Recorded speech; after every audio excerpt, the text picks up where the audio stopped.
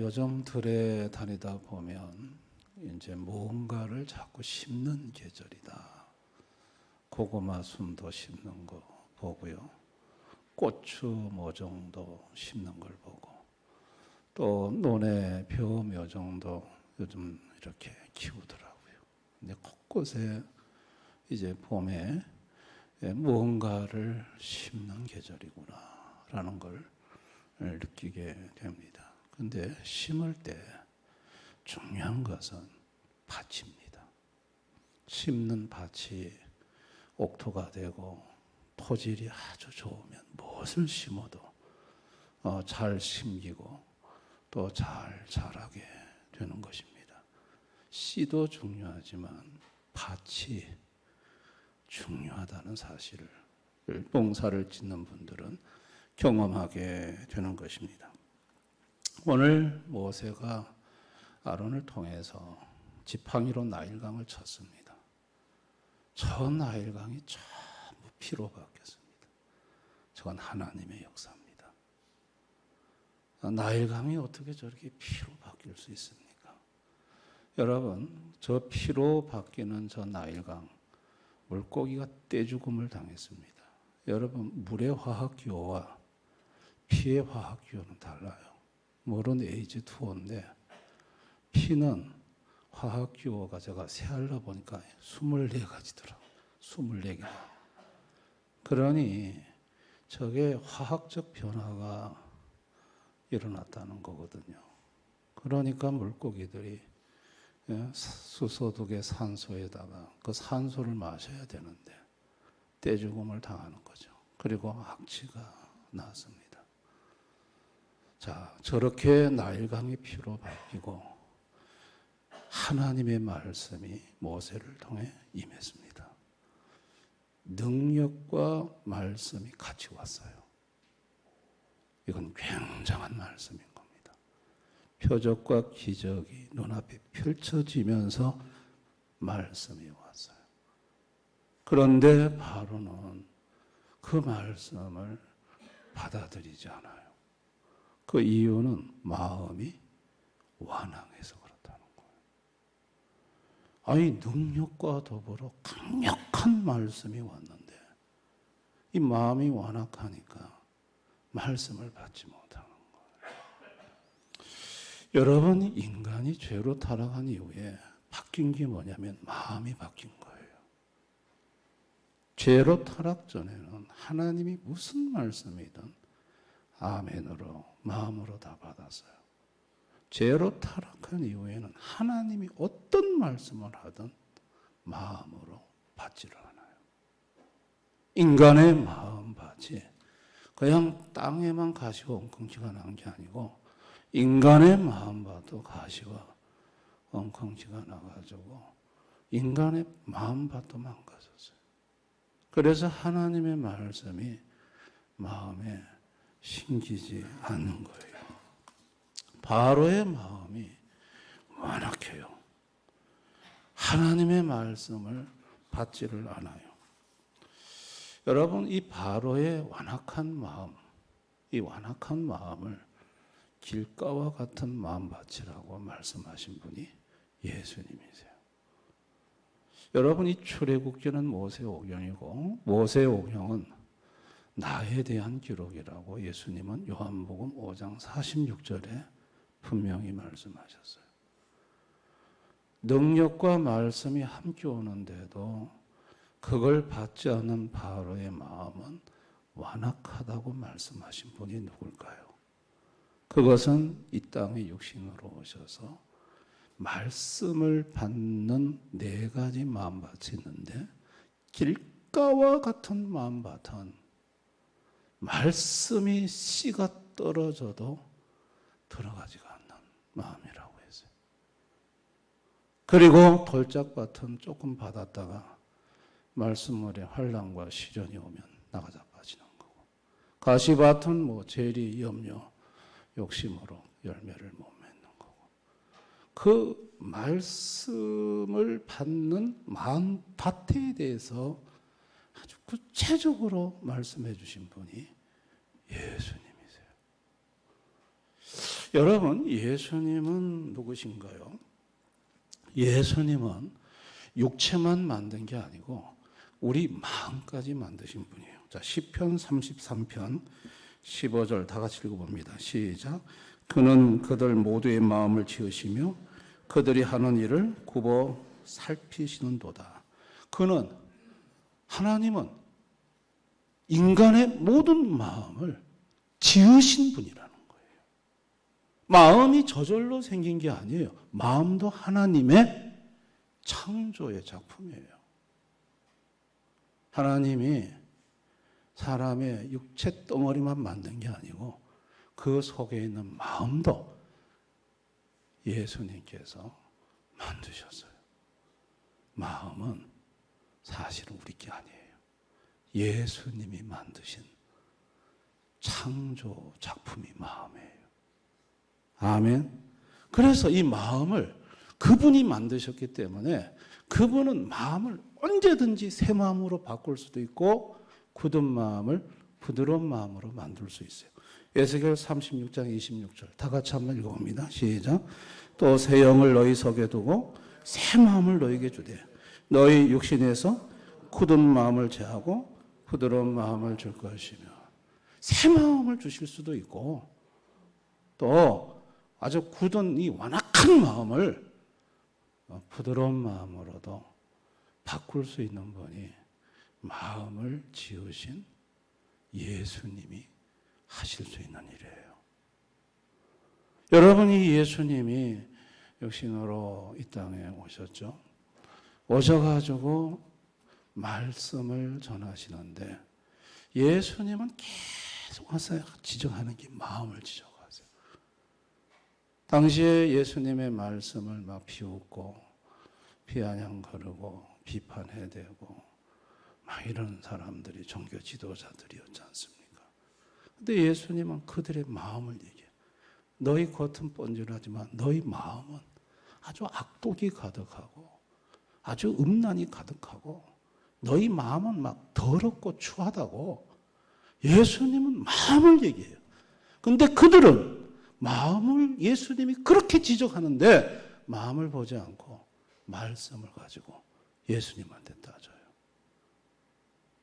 예수님은 지금 그들은 뭐 이게 안식일이 뭐 율법이니 뭐 이게 신성모독이니 말씀 가지고 따지고 있는데 예수님이 진짜 그들에게 지적한 거는 마음이었어요. 마음밭이었어요. 그러니까 자기 마음 생각 안 하고 예수님 말씀 가지고 시비를 거는 그들은 예수님의 말씀이 심겨지지가 않았어요. 근데 자기 마음을 본 사람들이 있었어요. 세리와 창기 이런 사람들은 예수님이 무슨 말씀하든 그 말씀에 대해서는 문제 삼지 않았어요. 이 사람들은 자기가 얼마나 추하고 더러운 죄인인가 자기 마음을 본 거예요. 그리고 나는 죄인입니다라고 예수님한테 고백을 했죠. 그런 마음을 예수님이 만져주셨고 마음을 창조하신 분께서 마음을 바꾸셨고 그리고 말씀이 그들의 마음속에 심겨지게 하신 거죠. 말씀은요, 씨입니다. 말씀은 생명의 씨고 축복의 씨입니다. 예수님의 말씀은요, 창조주의 말씀이고 능력의 말씀이에요. 이 예수님의 말씀이 심겨지기만 하면 놀라운 일이 일어나요. 중요한 거는 이 말씀이 심겨지는 마음밭이 문제예요. 마음밭이. 이 말씀이 잘 심겨지는 옥토의 마음이 되면 이 말씀이 30배, 60배, 100배예요. 절실로 나타나는 것이죠. 하나님 아버지는 죄로 망가진 마음밭을 아들 예수를 보내서 그 마음을 새 마음으로 바꾸시고 굳은 마음을 부드러운 마음, 옥토의 마음으로 바꾸시고 예수님은 이 땅에 오셔서 마음을 고치시고 마음을 바꿔주신 일을 하신 거예요. 아멘. 예수님이 오지 않으셨더라면 마음은 뭐 바꿔지지가 않죠. 바로는 나일강에, 그 넓은 나일강에 그게 피로 변하는 놀라운 광경을 봤습니다. 물론 마술사들도 물 가지고 피를 이렇게 만들어 냈거든요. 그렇지만 피로 바뀐 나일강을 원상복구할 수는 없었어요. 하나님이 하시는 놀라운 능력을 그걸 다시 물로 바꿔낼 수는 없었어요. 능력과 말씀이 함께 오는데 이 바로는 그걸 받지를 알아요. 왜 나일강을 피로 만들었을까요? 여러분, 이스라엘의 남자 아기들을 나일강에다 던졌어요. 그 아기들이 나일강에 던졌을 때 나일강의 악어들이 입을 벌리고 그 아기들을 물 때마다 나일강이 피로 변했어요. 하나님은 그 나일강을, 죄로 피를 물들게 하는 그 나일강을 피로 만들어, 운하와 호수 전부 피로 만들어 그들의 피 흘린 죄를 피를 마시게 함으로 물으시는 하나님의 무서운 진노를 우리는 여기서 볼 수 있어요. 만약에 이때 바로가 보고 야, 우리가 그동안 피 흘린 죄가 이렇게 끔찍했구나 하고 거기서 하나님 앞에 무릎 꿇고 잘못했다고 하면 그 다음에 이제 두 번째부터 9가지 재앙이 더 남았잖아요. 이 재앙은 안 받았을 수 있을 거예요. 근데 끔찍한 재앙이 들이닥치고 마지막은 죽음의 재앙이 오게 됩니다. 오늘을 사는 현대인들은요, 하나님의 말씀과 능력이 함께 오는데도 바로처럼 하나님 말씀에 대해 관심이 없어요. 코로나라는 전염병이 3년 동안 왔어요. 전 세계를 강타했어요. 여러분, 성경에 보면 하나님이 전염병을 보내신다고 했어요. 나일강이 피로 변하는 거나 3년 동안 전염병이 전 세계를 강타한 거나 그 가운데 하나님이 말씀을 함에도 사람들은 코로나만 쳐다보고 발 동동 그랬지 하나님이 진노하시고 하나님이 전염병을 보낼 수 있다는 이 말씀에 대해서는 아무 관심이 없어요. 하나님 말씀에 대한 관심이 없어요. 하나님은 지진도 보내신다 했거든요. 그런데 지진은 막 무서워하면서도 하나님의 경고의 말씀은 오늘날 현대인들은 아무 관심이 없어요. 왜 그럴까요? 마음이 완악해서 그런 거예요. 하나님 말씀에 마음이 완악해서 그런 거예요. 이런 인간들은 결국은 계속해서 재앙을 두드려 맞다가 마지막은 지옥 가는 거예요.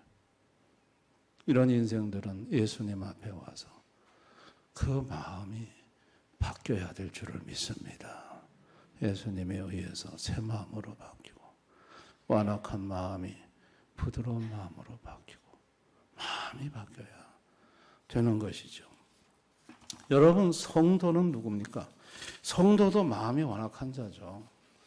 여러분, 뭐 길가 같은 마음밭이나 돌짝밭이나 가시밭은 다 똑같아요. 결실 못하는 건 다 똑같아요. 다 우리 죄로 타락한 인생은 옥토 아니에요. 모든 인생은 다 마음밭이 망가져 있어요. 근데 망가진 마음밭을 예수님이 오셔서 고쳐주신 거예요. 아멘. 마음밭을 만져주신 거예요. 그래서 예수님의 말씀이 마음에 들어오도록 만들어주신 거예요. 예수님이 성도들의 마음을 만져주지 않으시고 새 마음을 고쳐주지 않으시면 예수님의 생명의 말씀의 씨가 그 성도의 마음속에 들어가지를 않습니다. 심겨지지가 않습니다. 말씀이 들어온다는 것 자체는 예수님이 마음밭을 만져주시고 고쳐주셨기 때문에 말씀이 들어오는 것입니다. 아멘.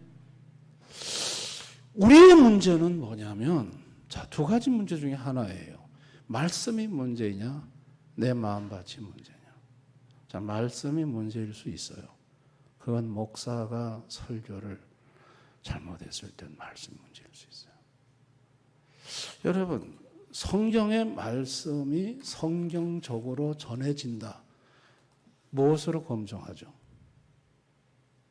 여러분은 무엇으로 목사님의 말씀이 성경대로 목사님의 말씀이 바로 지금 선포되고 있다라고 그 판단하는 시금석이 뭘까요? 예수님이 말씀하셨어요.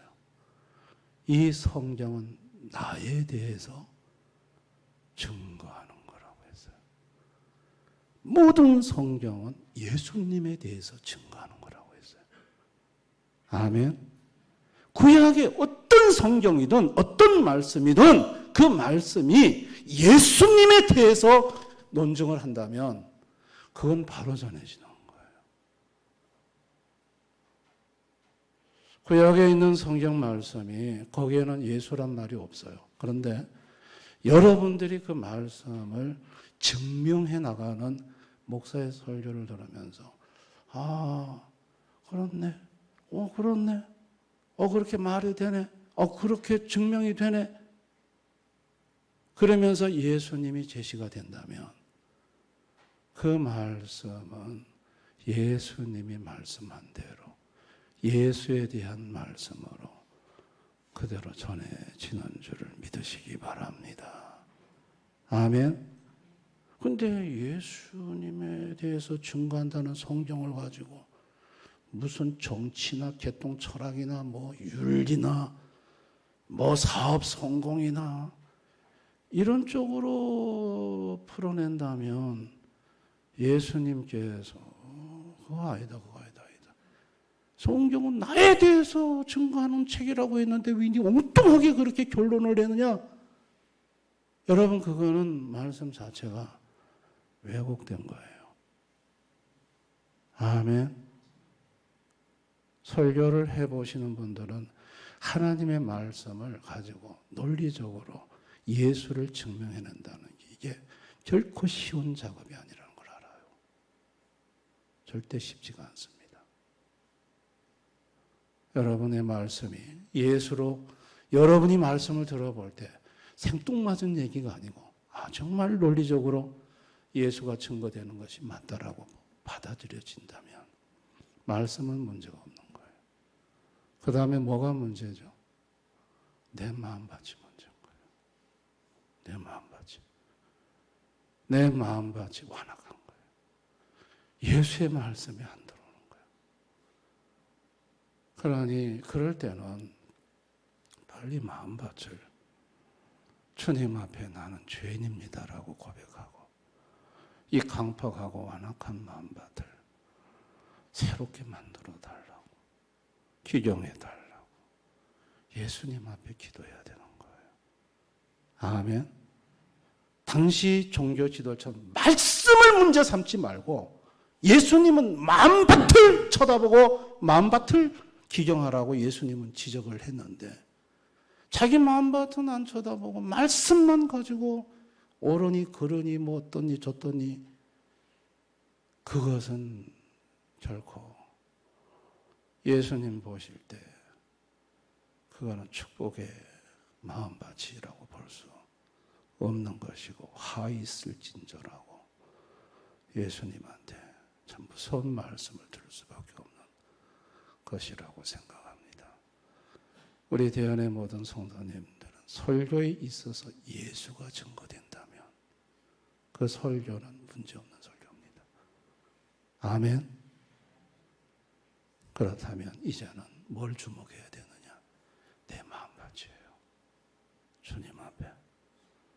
내 마음밭이 너무 강팍합니다. 내 마음밭이 길갑니다. 내 마음밭이 가시밭입니다.